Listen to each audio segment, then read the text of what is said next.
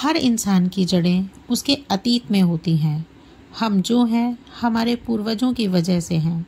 कनागत या पितृपक्ष उन्हीं जड़ों को याद करने का समय है। भाद्रपद पूर्णिमा के अगले दिन से शुरू होकर अमावस्या तक चलने वाले इन 15 दिनों को पितृपक्ष कहा जाता है। पूर्वी उत्तर प्रदेश, बिहार और झारखंड में इसे कनागत नाम से भी जाना जाता है। इसे महालय पक्ष भी कहा जाता है।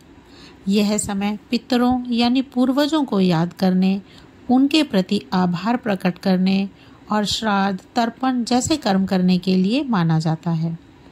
मान्यता है कि इन दिनों हमारे पितर धरती पर आते हैं, हमारे घर आंगन में, हमारे पास, ताकि हम उनका स्मरण करें, उनके प्रति आभार व्यक्त करें और उन्हें तर्पण, श्राद्ध और दान से तृप्त करें।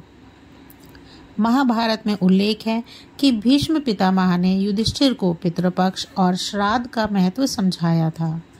किसान मानते हैं कि इस समय खेत में काम और बारिश के बीच का अंतराल होता है, इसलिए इसे पितरों के नाम किया जाता है।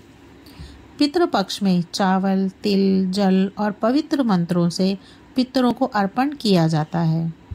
मान्यता है कि यदि श्राद्ध ना किया जाए तो पितृदोष हो सकता है, जिससे परिवार में परेशानियां बढ़ सकती हैं।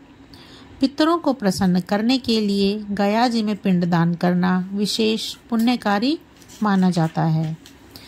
इन दिनों ब्राह्मणों, गरीबों और ज़रूरतमंदों को भोजन, वस्त्र और अनाज दान करने से अपार पुण्य मिलता है। यह पीढ़ियों से चलती आ रही परंपरा है जो परिवार को अपने मूल से जोड़ती है। इन दिनों विवाह, गृह प्रवेश जैसे शुभ कार्य नहीं किए जाते। प्याज, लहसुन, मांस और शराब जैसी चीज़ों का त्याग किया जाता है। अंतिम दिन सर्वपितृ अमावस्या उन पितरों के लिए होता है जिनकी तिथि ज्ञात ना हो। पितृपक्ष सिर्फ एक कर्मकांड नहीं, ये हमारे प्रति उनके प्रेम, त्याग और आशीर्वाद का सम्मान है।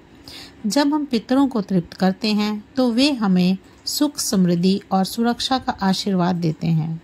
तो इस कनागत अपने पितरों को याद कीजिए, उनके नाम तर्पण कीजिए, क्योंकि जड़ें मजबूत हों तो जीवन का हर फल मीठा होता है। धन्यवाद।